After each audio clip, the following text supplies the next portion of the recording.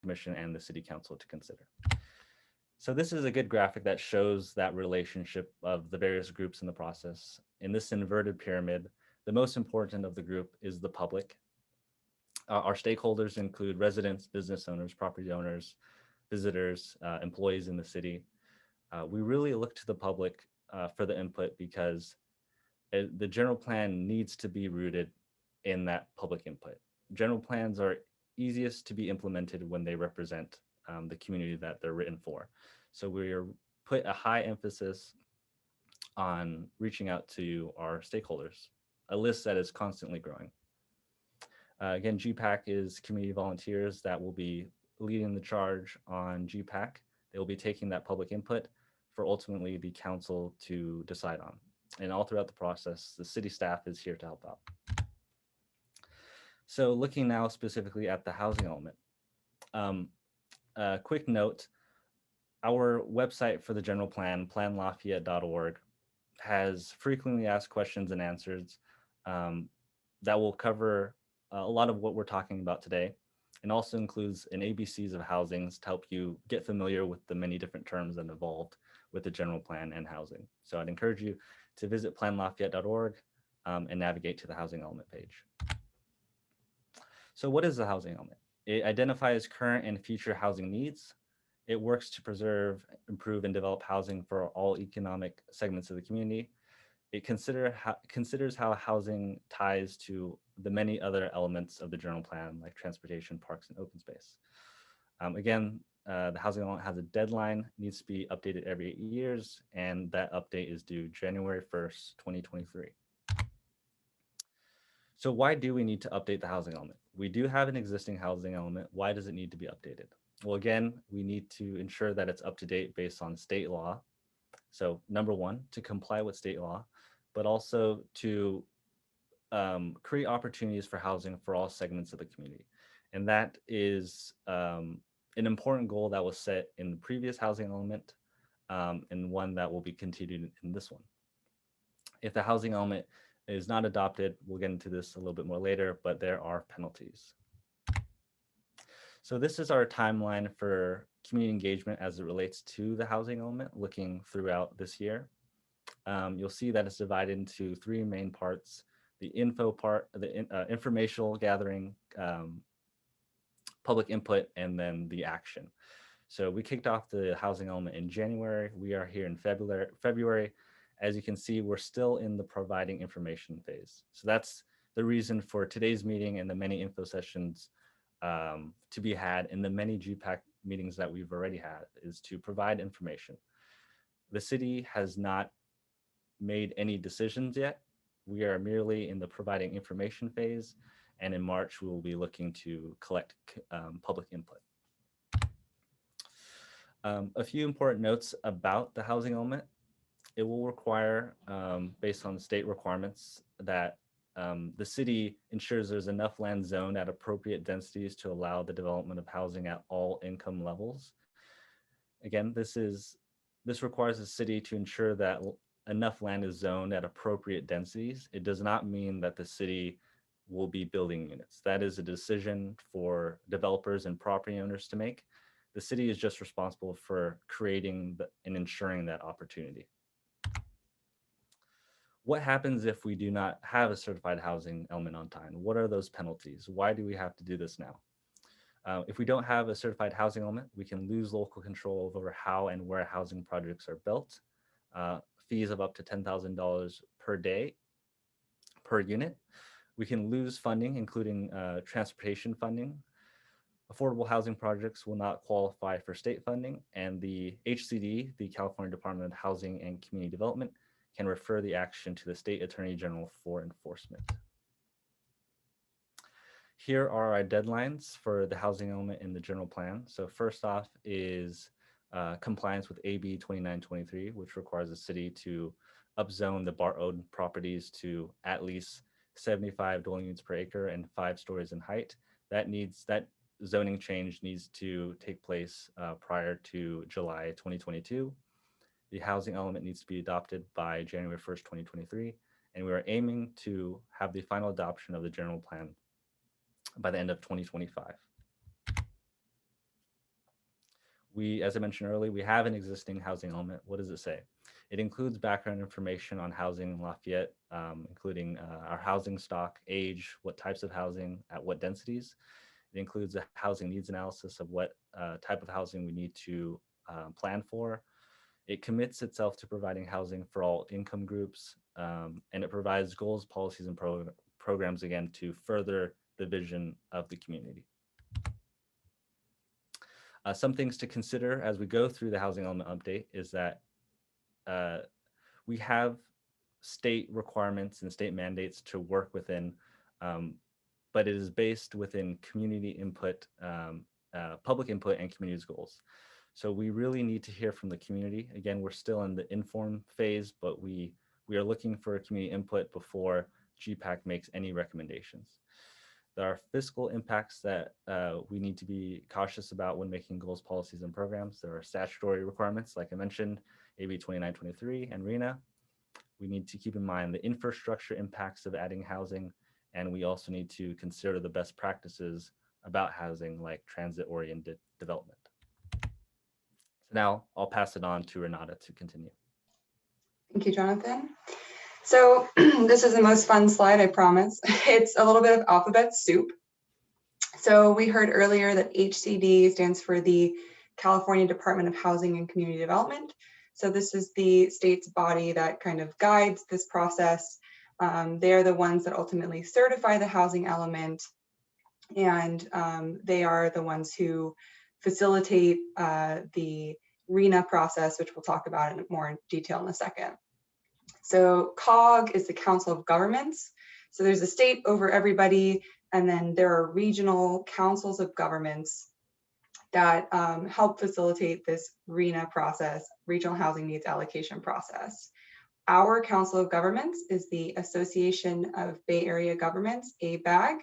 So you may have heard that, acronym before, maybe. And they are the ones that work with the jurisdictions more directly on this regional scale to go through this allocation process.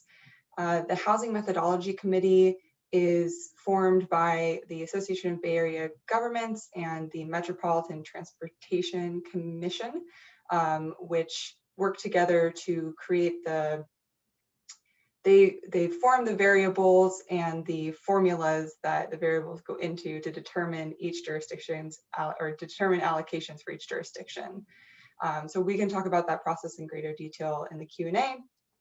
But the Regional Housing Needs Allocation is as part of this 8-year housing element cycle that's required by state law. Each jurisdiction throughout California is allocated a number of housing units and at specific income levels that they need to accommodate, like Jonathan mentioned, throughout in their housing element period. So that's one of the key factors of getting a certified housing element, is making sure that you can accommodate your regional housing needs allocation. And we'll talk about Lafayette's allocation in greater detail. So we are familiar with the housing element, as Jonathan explained that out a bit more. And the annual progress report is the mechanism by which the state ensures that we are keeping to our word. So it provides an update on the permitting of our units towards our RENA goals. It also provides an update on our goals, policies, and programs to see how we are implementing the things that we said we're going to do and the things we set out for ourselves. Next slide, please. So where did the regional housing need allocation numbers come from? So as we mentioned, the state came up, they looked at, along with the department, the financial, I'm butchering that. The state considers projected population growth and the requisite housing needs that will need to be accommodated statewide. And so they come up with a whole estimate for the state and all of the income levels, income categories, so very low income to above moderate income, of how many housing units we will need over the next 8 years. They then allocate those to the regional COGs. So remember, Association of Bay Area Governments is our Council of Governments. So they will then take that number, put it into those formulas, and distribute them to the different jurisdictions. So the state got a total number of 441,000, or sorry, rather, state got a number of 4 million or so, and allocated 441,000 units to ABAG. ABAG then broke those down to each jurisdiction within the Bay Area. Next slide, please. So Lafayette's allocation is 2,114 units. So this is an illustrative allocation. We will have a firm number in the end of the year, but it's unlikely that it will change because there are a lot of development pressures on communities throughout California and the Bay Area in particular, and it's a regional issue. And so this is our piece of that issue that we are to take on. So part of this allocation process is, again, we need to create the environment in which we could accommodate these units. It does not necessarily mean that they will be built. That is, again, the prerogative of the owner, but it is our requirement per state law to remove the impediments to restrict development such that we wouldn't be able to meet these goals. In addition to these 2,114 units, we need to account for a buffer. So when we put forward how we're going to meet that unit goal, we have to also say, in case there are places that get developed for use that isn't housing, we also have these other places identified, and these are not specific properties, they're just generalized areas that, I'm sorry, I misspoke. We need to be able to accommodate more than the 2,114 units in case the sites get developed for something other than housing. Next slide, please. So here's our housing element timeline in broad relief. In the green boxes, you can see the different phases of the RHNA allocation. So right now we have our draft allocation. Over the next few months, there will be an appeal period in which jurisdictions can look closer at the methodology and kind of understand why that allocation happened and make the case for a different number. So we are planning to have a draft housing element by the end of the year. And again, the deadline to have a completed CEQA compliant, so California Environmental Quality Act compliant document is for the end of 2022, beginning of 2023. Next slide, please. So to look more closely at our RHNA allocation, we are in what's called the 6th cycle. So that will run from 2023 to 2031. And you can see here in this table how it is broken down by income category. You can also see in the line above for the 5th cycle that our total RHNA allocation for previously was 400 units, and now it's over 2,000. So this is something that's being felt throughout California and throughout the Bay Area. Many jurisdictions are being faced with a large increase in unit requirements. Next slide, please. So since it is a state requirement that we accommodate these units, we need to look at how and where we plan to do that. So working within the constraints of state law, we do have some say over where we prioritize development and how much we want to put in different areas. So Lafayette is majority single family residential, and there are certain requirements that make it such that we need to prioritize density near resources, particularly affordable housing units. And currently our downtown density is around 35 dwelling units per acre, although there are certain properties like Town Center 3, which is just behind Pet Food Express. You all might be familiar with that. That's closer to 42 dwelling units per acre. So our previous density limits could accommodate our RHNA allocations because it was much lower, it's that 400 unit figure. Now that it's over 2,100, we will have to make some choices. And that will come later. We're not making choices tonight. We will be having many conversations down the line on how and where we want to do that. But we do want to offer that there are opportunities to have those discussions. Next slide, please. So density can be a little bit of a scary word, and so we just want to make very clear what it means and how it looks and what it does. So density is, by definition, the number of units per an area. Generally, it's measured by acre.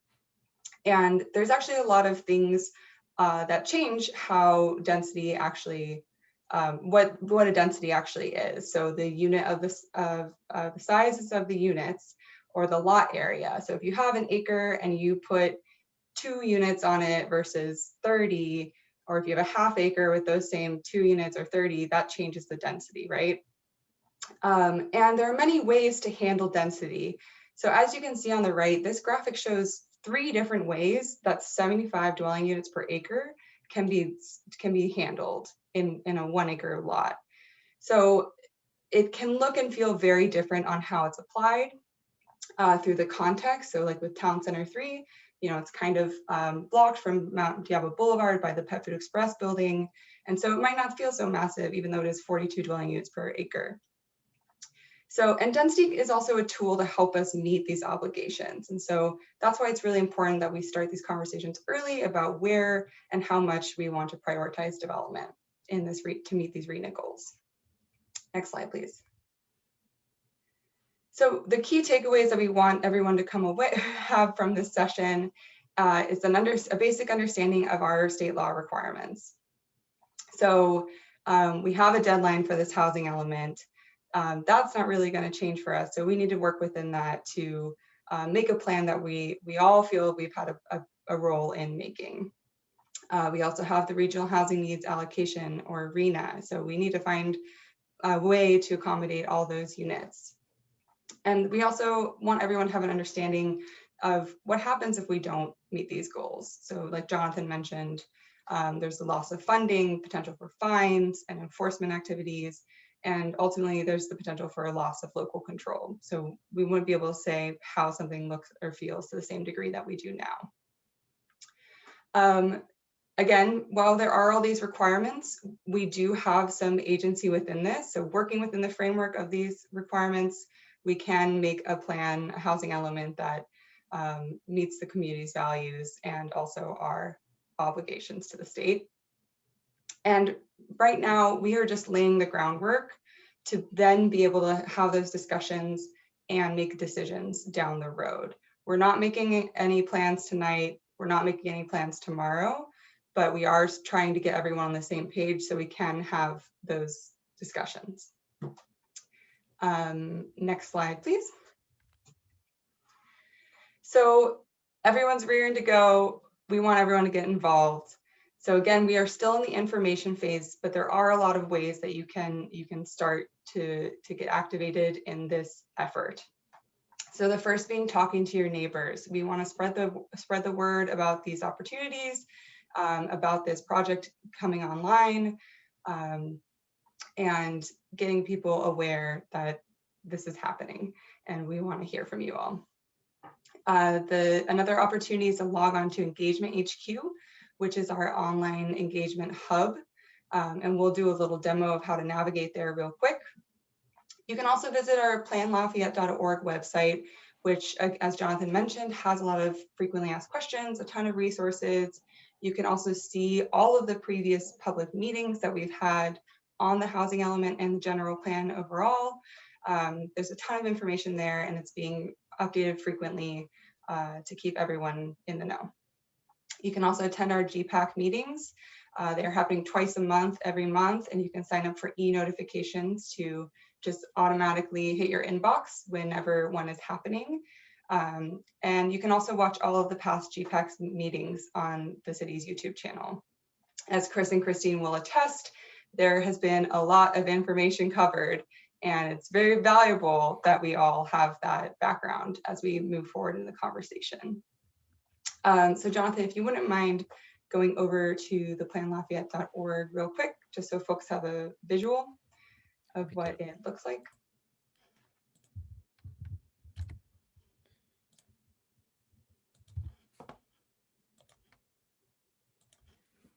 Okay, so this is our starting page. This is the hub for the general plan, is planlafayette.org. Many of you are likely familiar with this for the login details to get to where you are today.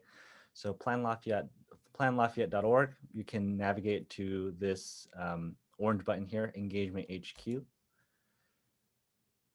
EngagementHQ is our hub for digital engagement. So we would gladly accept email comments and oral comments at our General Plan Advisory Committee meetings, but the best way to have your voice heard is to participate in our activities on Engagement HQ. So this is the landing page, and you can scroll down to show the housing element activities, more broadly what the general plan activities are. And if you continue to scroll down, you'll see the Burton Valley ID as well. This is one of the many activities that we already have up and running. So if you have comments and ideas about housing as it relates to Burton Valley, please visit this ID as well. So in a moment, we'll start the Q&A, question and answer. Members of the public are welcome to ask questions, and staff will do our best to address your questions. If you do not have a question and you have a comment or an idea, I would highly recommend that you visit the Burton Valley ID as well. Again, it's a Q&A, question and answer, comments to the Burton Valley ID as well. All right, and with that, should we start the Q&A, Renata? Okay, so we'll start the Q&A. We'll bring in one member of the public at a time, and you're welcome to ask your question. We'll do our best to address it. Again, these are questions, and if you have comments or ideas, I encourage you to go to Engagement HQ.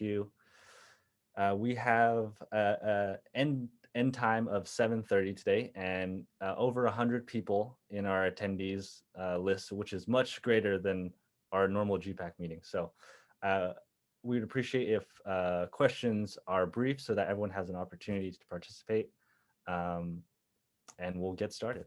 So I will promote those with a hand raise to be a panelist, and you'll join the panelist group, and we can share your video and share your comment. So if you have a comment, use the raise hand feature, or if you're on mobile, you can press *9.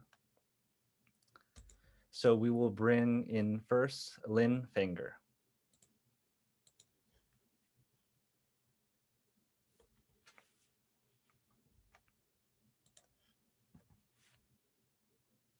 Hello, Lynn. You're on the panelist group. Feel free to unmute yourself, start your video if you'd like, and we will gladly receive your question.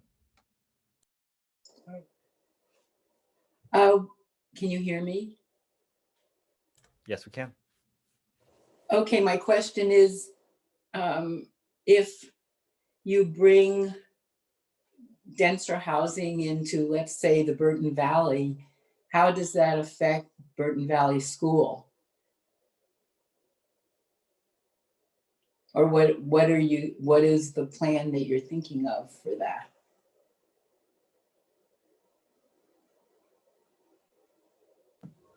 So one of the city and the school districts have been in communication with one another for a very long period of time, and in the last 2 or 3 years have kind of reinforced that relationship, meeting more often and working collaborative on crossing guards and safe routes to school, et cetera.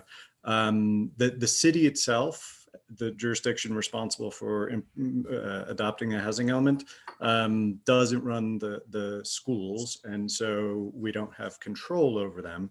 But our partners at on the school board and the superintendents of the schools and the principals will need have over time been factoring in growth, both upwards and downward enrollment growth. And well, I'll leave it there to be short.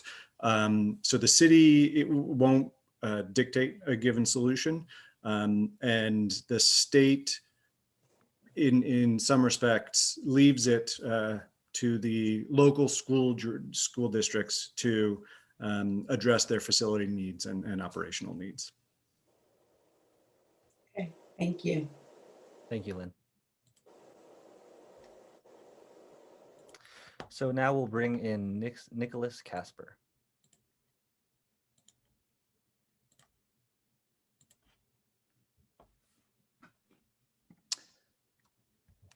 Hi, thanks for all the information this evening. It's very informative.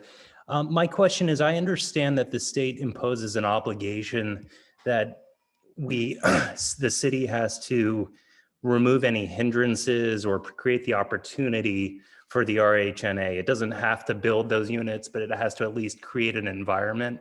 I wondered, how does that implicate the Planning Commission's ultimate approval of projects? Once an owner developer has decided we want to create a development, we want to have an allotment of low-income housing, what sort of pressure is there on from the state to approve that based on that obligation to create a friendly environment?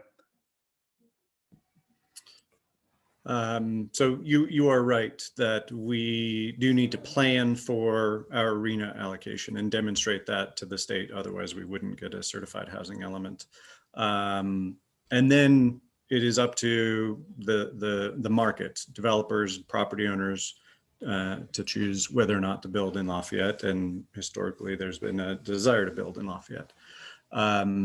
So there is no absolute mandate for any given project.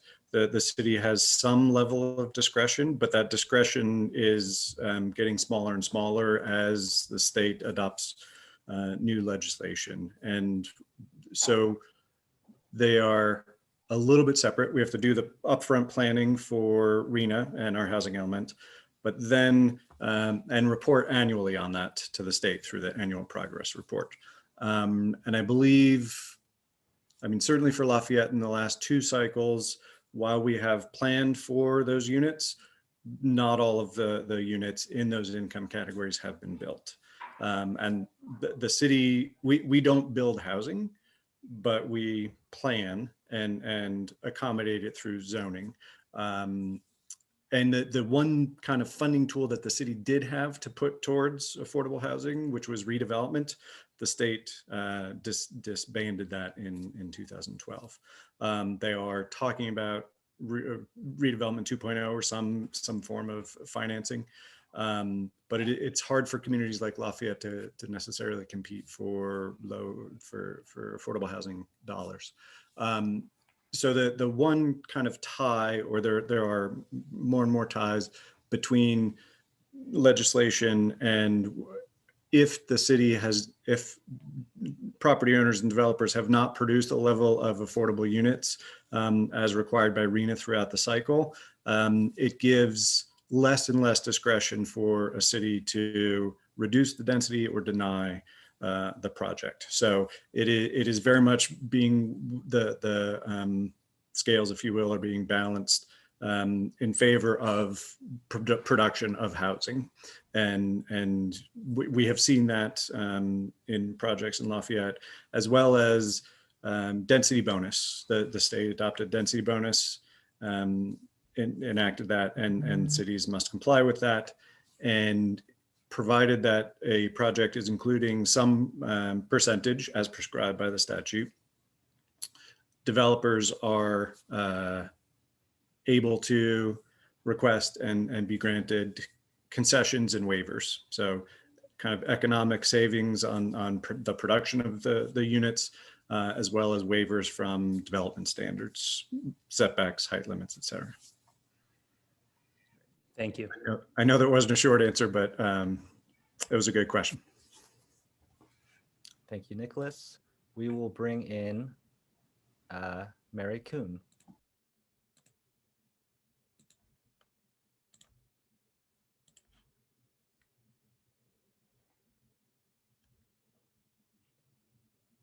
Hi, thank you. Thank you for bringing me in. This is really interesting and I really appreciate you doing this. And I had started with one question, but the last answer begs other questions. My original question was around, I recall a few years ago when a San Francisco developer, when it purchased low or affordable housing units in downtown Lafayette, apartments used by teachers and the developmentally disabled. I recall going to the city council to express concern because their rents were being jacked up and they were subject to additional fees. the city was reluctant to take action because of their support for the free market. So what place do those sorts of units and protecting existing affordable housing, scarce though it might be, what protections can we put in place? And then with the developers, I mean, as we are developing new housing, it seems logical that affordable housing at degrees that the city needs be considered in as part of that. And then when we think about outlying areas like Burton Valley, and I recently, yesterday, was driving down Sweet Drive, hadn't been driving down there much because I've been sheltering. And I saw a McMansion taking up all this space for a single unit. So where does planning come in to that sort of thing, which over the long term changes the character of the neighborhood and just inflates property values? So it's complicated. It's totally complicated. But transportation, emergency access, density, all of these things, need to be brought in more holistically.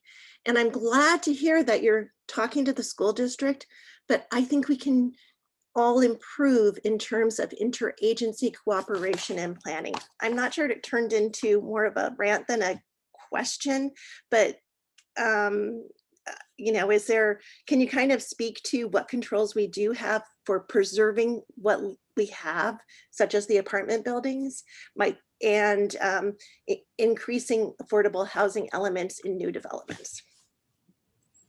Yeah, a series of questions, all very good. I may not answer them to the depth that you're looking for just yet, but we can ultimately get there.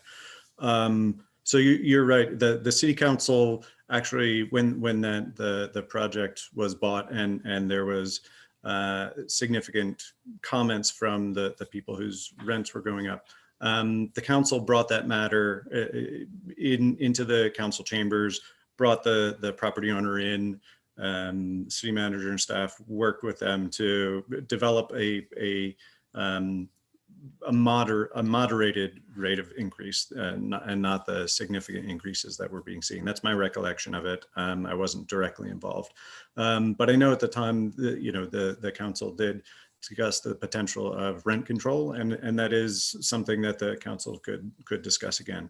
Our current housing element has goals, policies, and programs about preserving existing affordable housing and existing housing stock. But on the other side, we also need to accommodate additional growth. And so one unit on a given parcel may not make the most sense if that could be redeveloped and into a greater number. And to your point of considering the levels of affordability when new projects come in, Lafayette we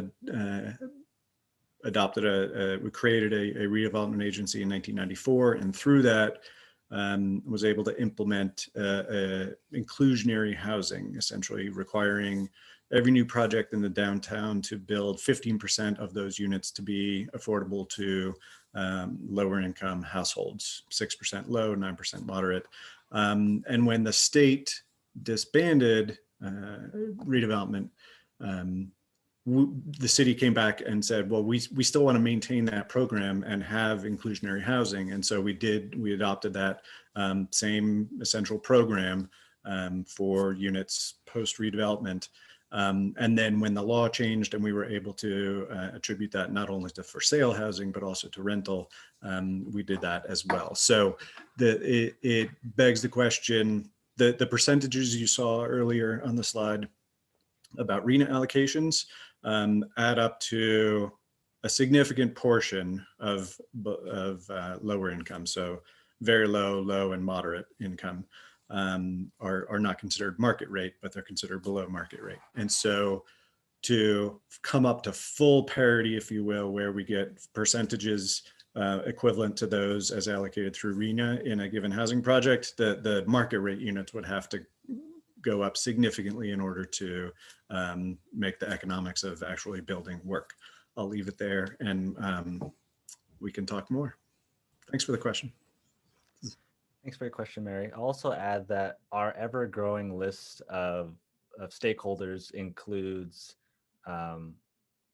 utilities and other agencies, including the fire district and the police department. So we are working with the various departments in the city, including the police department and other agencies, to make sure that they're involved in the process as well. So thank you for your comment. We will bring in Kathy Torres.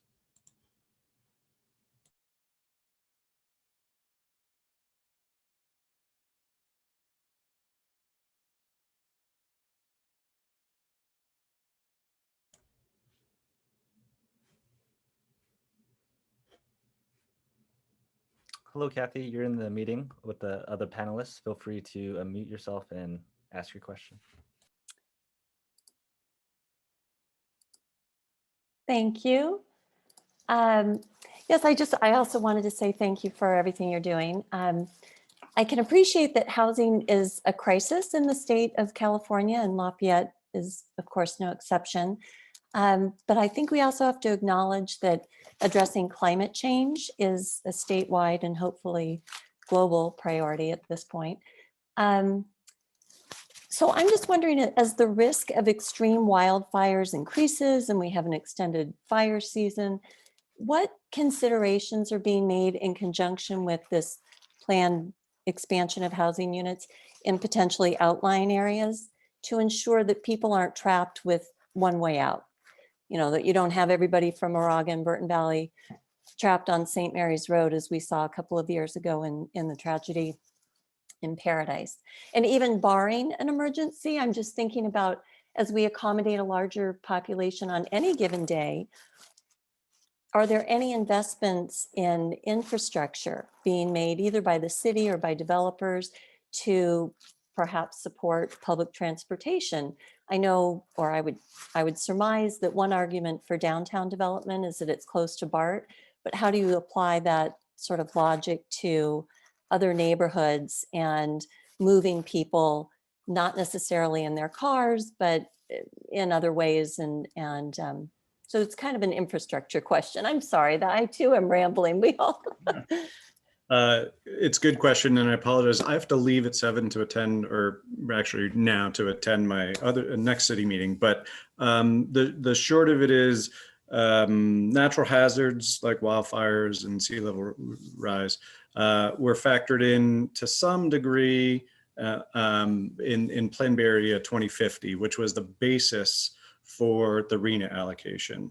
And the Housing Methodology Committee had a multitude of possible factors they could have included in the RENA methodology, and chose really to focus on access to high opportunity areas and proximity to jobs via automobile or transit. And so I think if you asked our public works director, is the state funding infrastructure to the degree that it would be appropriate for the housing growth? I don't know that that's there yet. I think that might be true on a variety of, I think that might be true with respect to schools as well, that there is a historic underfunding. I'm not very well versed in it, but so. That is my sense, that we're focused so much on housing, and somebody else used the term holistic. And I don't know that all these things are, all the pieces of the puzzle are quite put together yet. Yeah, and unfortunately we are mandated with respect to housing, but the state does not have necessarily mandates regarding traffic congestion. They've actually recently transitioned away from level of service to vehicle mile traveled, which then goes to your point about reduction of greenhouse gases and climate change. Exactly. So I apologize, I have to go, okay. but you are very Thank good you. hands with the GPAC members and staff. And thanks everyone for attending. Great questions. Thank you. Greg. All right, Kathy, thank you for your question. We will now bring in Brenna S. I just wanted to remind folks on the call, we're about halfway through the Q&A portion of our info session today. We're planning to wrap up Q&A around 7:15 to allow our GPAC members to have one last closeout for the meeting. We do have a meeting end at 7:30. So we hope to get to all your questions today. If we cannot, you're welcome to send an email to generalplan@lovelafayette.org or leave a comment on EngagementHQ. So we will bring in Brenna S.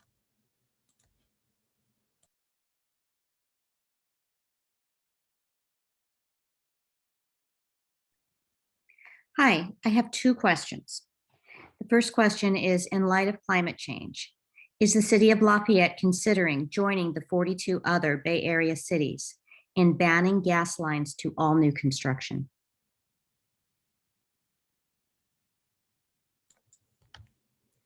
I'm not aware of that specific initiative. It is quite coincidental, but at 7 p.m. tonight, we have an environmental task force meeting, and that could be a topic of conversation. Okay. So and that's the meeting that Greg just went yeah, to. that is the one. Well, with all of the housing units being considered, I think it's really important. My second question is, the city of Walnut Creek mandates that all new building must include some form of public art. So that's an example of having community benefits within any new development. Does Lafayette have any mandates for community benefits included with any new building at this time? Those public benefits are really important. So when it comes to subdivisions, we try to get those public benefits in the form of easement dedications and trail dedications. When it comes to public art specifically, our ordinance speaks to multifamily developments. So depending on the number of units that are proposed, we either require an in lieu fee for public art or require that public art is provided on site for that development. At the moment, we do not have the public art ordinance is not tied to single family development. Okay, yeah, I just meant that as an example. I was just curious what kind of benefits we mandate. Thank you very much. Thank you. We'll bring in Roger Falcone.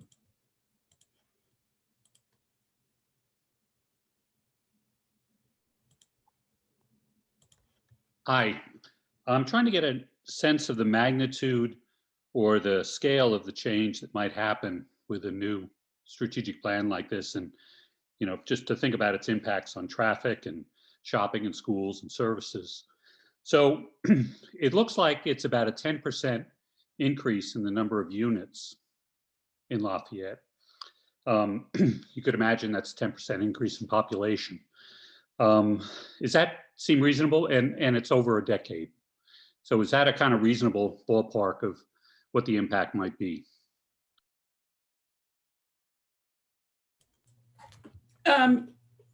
Definitely, it could be that. It sort of depends, because household size is really has to be taken into consideration. It's, average household sizes, I don't even remember off the top of my head of what they are for Lafayette, but for every unit, there's like an average of 2.5 people per unit. So right, but if it doesn't change, if that number stays the same, I don't know how many units are in Lafayette, but I would think this is about a 10% increase in the number of units. Is that correct? No, it's actually more than 10%. I'm not exactly sure, or am I waiting? Do you remember, it's like 9,000 units? Yeah, it's just about 10,000. It's just about 10,000, so it's 20%. 20% increase. Thank you. Yes. Thank you, Roger. We will bring in Mike A.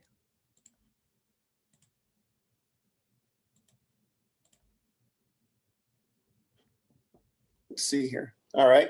Anybody hear me? Yes, we can. All right. Okay. Wow. Couple things that I thought of. I heard somewhere, I read somewhere something about you guys will be encouraging or allowing ADUs on homes that are existing. So somebody has a 3/4 acre parcel or something like that, you'll allow them or encourage them to build additional living units. Is that, did I understand that right? Or Yes.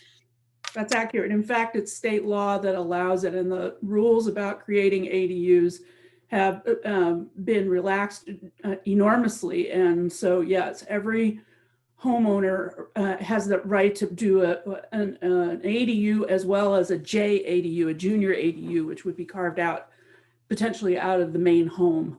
So yes, both of those are, so each unit could take on 2 additional units.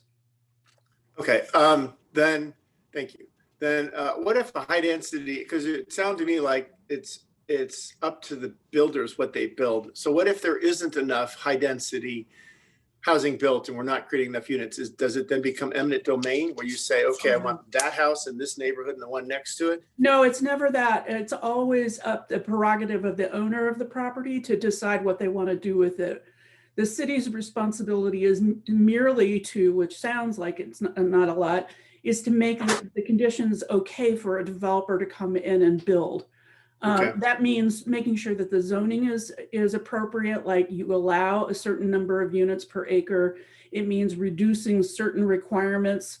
For example, maybe providing reduced parking standards, et cetera. These are also things that are included in state law that the city is required to do. But it's always up to the owners to decide what to do with their property. Okay. One last comment about the gas lines. My sister-in-law is in Texas. She she just moved there. She feels quite at home as a Californian because yet they have power outages just like we did. If it wasn't for her natural gas source, she would be without heat right now. And it only heats a fireplace. She has no other heat in the house because of where she is, there's no electricity.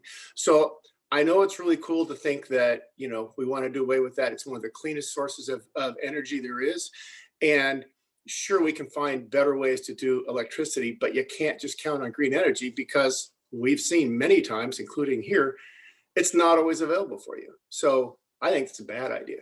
You can limit it. You can put it in such that that it's not, you know, doing everything in house, but I think it needs to be a part of people's energy choices so that in situations where electricity isn't available, and that happens, they're not without heat or without the ability to cook. So this is the kind of feedback we do have other folks waiting to ask a question, but if you want to put that onto the ideas wall and have others respond to it, we would really appreciate that. Okay. Thank you. Thank you. Thank you, Mike. We will bring in Jeanette Monet.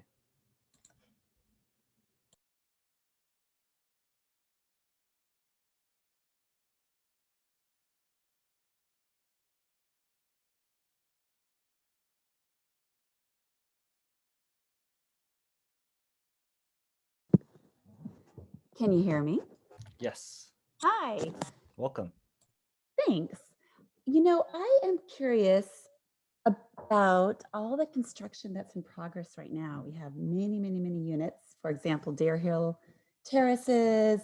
There's a place on Riza. And I'm curious how those intersect or correlate with our RENA allocation. They basically correlate with the last housing elements allocation. So I think Renata mentioned that in the last allocation, we received 400 units as to plan for. So most of the developments that you're seeing will be related to the prior housing element. There is some possibility if a particular project is not occupied until after the middle of 2022, we could count them towards this new allocation, but for the most part, those new projects will count towards the old allocation. Thank you. Sure. Thank you, Jeanette. We will bring in Howard Shaw as a reminder. Looks like we got 3 hands up in our attendees group. If you have a question, press the raise hand function or dial *9 if you're on mobile.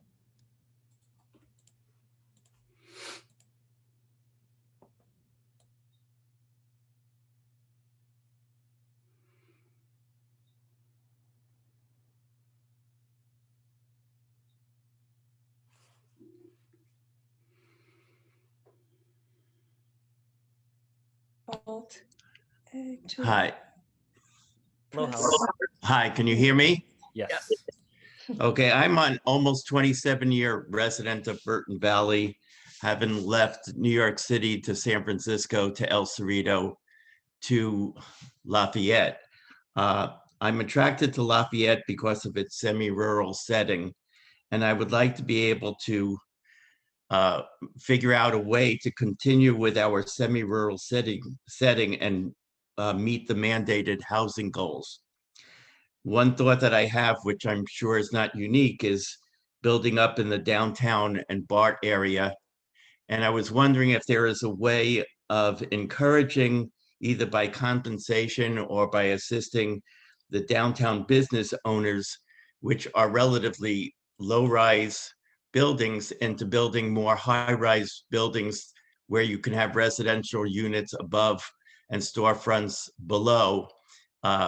For existing business owners, this would be a burden to give up their business. So I'm wondering if there's any, loans or any way of assisting that the current owners, in order to create more of a downtown hub of mixed residential and business storefronts that could help us meet the RHNA goal.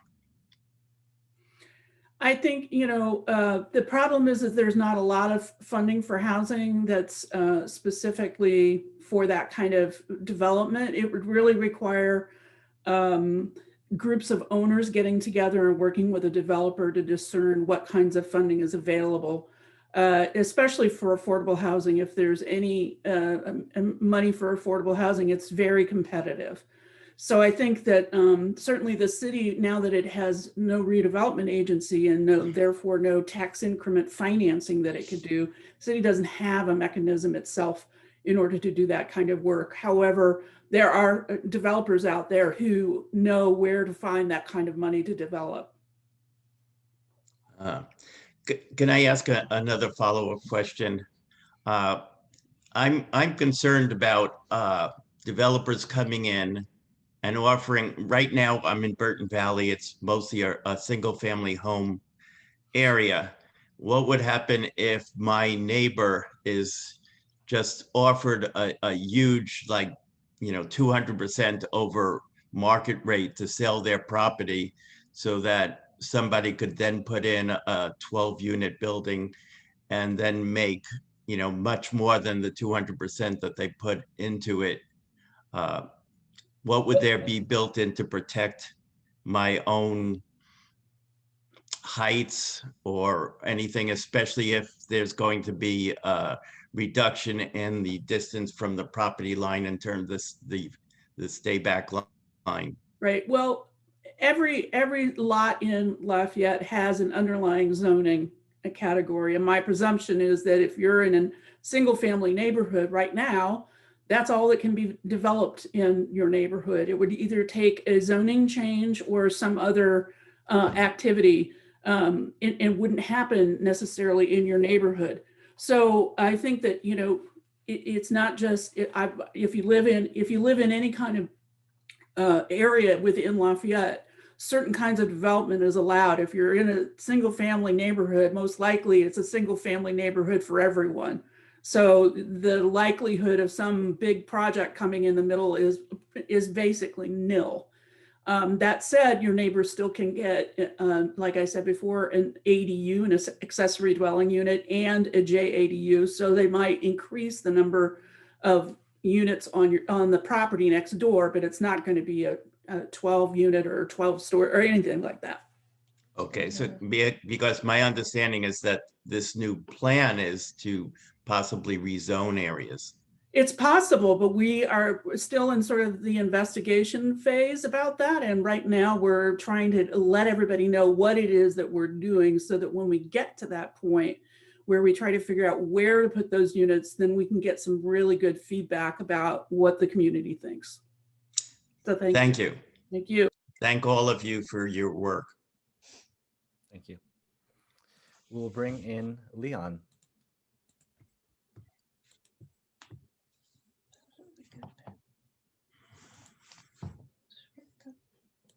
I did, if I went to this.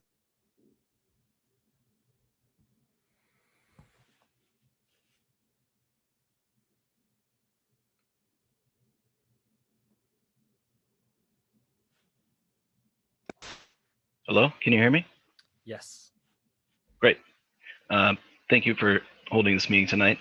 of course. I just had a couple questions. Does the committee in the future will it be looking into the impact of adding this dense low-income housing in the areas of crime and safety? And are you going to be getting community feedback regarding to that?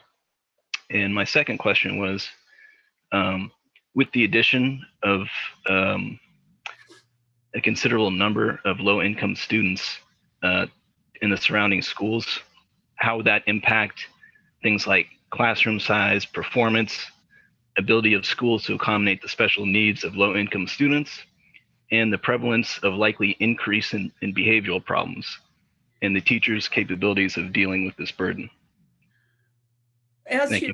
As to your first question, let's clarify what we mean by low income. I want to put it out there that a household, if a single person in Lafayette is earning $22 an hour for an annual income of about $45,700, that person is considered very low income. We're not talking about people who are unemployed or homeless. We're talking about the working poor.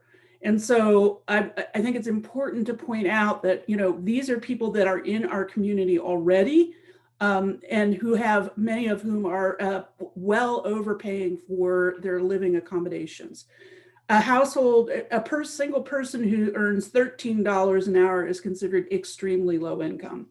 So the opportunities for people at those income levels to find housing are very limited. It's certainly in terms of for sale housing, but also in terms of rental housing, because a person who's earning $22 an hour can't afford a median priced apartment here in Lafayette. So that's one thing. The second thing I wanted to mention is about the school issues. You know, I think Greg mentioned before that the housing element doesn't look at impacts on schools in the sense that what the requirement is from the state of California.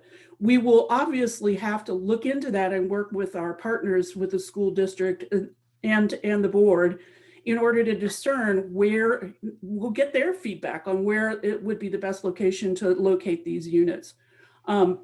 So anyway, it's difficult because it's such a complicated connection between a variety of different issues. And essentially the state says your job is to do the housing aspect, and the ancillary impacts, some of them will be dealt with through the environmental review, but some of them will have to come later through engagement with our partners and other agencies. So thanks for your questions. Thank you. Thank you. We are right up at the timeline for the end of Q&A. Wanted to say thank you, and I'm sure many others on the call think the same, but it's great that we had such a high turnout today. I think we had over 130 people at one point join our attendees list, and many with questions. Probably broke the city's webinar record for most attendees. So that's a big thanks to Chair Lee and Christine Rasmussen for getting the word out. Thank you so much. We will end the Q&A period. Thank you again. Thank you for your questions. For those with questions, please email generalplan@lovelafayette.org or subscribe to e-notifications to join our next GPAC meeting. Drop in at EngagementHQ to provide a comment on the Burton Valley idea as well. So before I hand it off to our two GPAC members, I'll do one last refresher on EngagementHQ and how to sign up for e-notifications. So we will start off. So let's start off with e-notifications. General plan advisory committees meetings happen twice a week.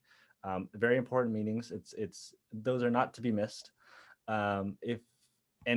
To get notified of those meetings in advance, you're welcome to sign up for e-notifications. So the city's homepage is lovelafayette.org, and you can navigate to City Hall and then e-notification and use this form here, email address, first name, last name, and subscribe to the general plan advisory commission meetings. And they are, I've missed them here. It's just general plan. Oh, general plan. General plan update. Thank you, Renata. So if you're interested in getting notified about our future GPAC meetings, use this form, sign up for general plan update, and you will be notified in advance. Lastly is a refresher on Plan Lafayette, on Engagement HQ. So the general plan hub is planlafayette.org, and we have this nifty orange button here. Can't be missed, Engagement HQ. It's the hub for all public comment and all our future and current outreach activities. So this is the landing page. If you scroll down, you'll see right here, very relevant, the Burton Valley Ideas Wall. So if you didn't have a question that was answered, or if you have a comment that you want to share with us, drop an idea in the Ideas Wall. Thank you. That's it for me. Renata, did you have anything before we transition over to the closeout? Okay. Chair Lee, take it away. Thank you. All right. Well, thank you everybody for attending. I'm just blown away by the number of people that came tonight. I hope that if you have more questions or want a refresher course, you come to another neighborhood meeting. The schedule is on the website, but I'll tell you what it is right now. For the downtown area, it's next Thursday at the same time, 6 o'clock. If you're interested in sessions for community organizations, you can attend the meeting on Wednesday, March 3rd at 6 o'clock. There's a special session also for youth.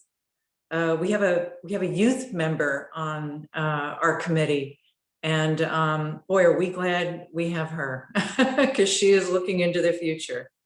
That meeting is on Thursday, March 4th at 6 p.m. Acalanes Valley and Happy Valley have a combined meeting on Thursday, March 11th at 6 p.m. And Release Valley has a meeting on Thursday, March 18th at 6 p.m. Jonathan made it so that when you go on the website to sign up for one meeting, you can sign up for all of them. So do please, we want to hear from you. If you have any questions that you think of between tonight and a next meeting, please attend and ask questions. I also want to say that after tonight's meeting, you're going to get a survey that will pop up on your browser and to be followed by an email tomorrow. So please, again, we need your input. We need to have this, this circle of communication where we tell you what is coming down the pike and what is important to think about, and that we hear back from you. So that's all I have for now. And again, thank you to the Lafayette City staff for an outstanding job. And thank you for the community for attending and for asking such interesting and thoughtful questions. Christine? I wanted to thank everyone for showing up tonight. Thank you very much. I feel that it's very important that everyone is knowledgeable about what we are going to be looking at in the future. I really want people to stay engaged. This is going to be a little bit of a longer project than one would think, but I think it's important that everyone continue to be engaged, continue to give us comments, think of things. We need ideas, input. And the website is really great. It has a lot of different functions and ways for you to share your thoughts. You can always contact us through the city and we can answer your questions too. So we're there for you. I am for Burton Valley helping to take your ideas also to the city council meetings as well as the GPAC meetings. So I'm here for you, and just let me know if you need anything. I can help you, give you information, and also bring information to the meetings as well. So stay engaged. All right, well said. I think that concludes our agenda. So we will see you at the next one. Many more meetings to be had, but job well done tonight. Thanks, everyone. Right. Thank you. Good night.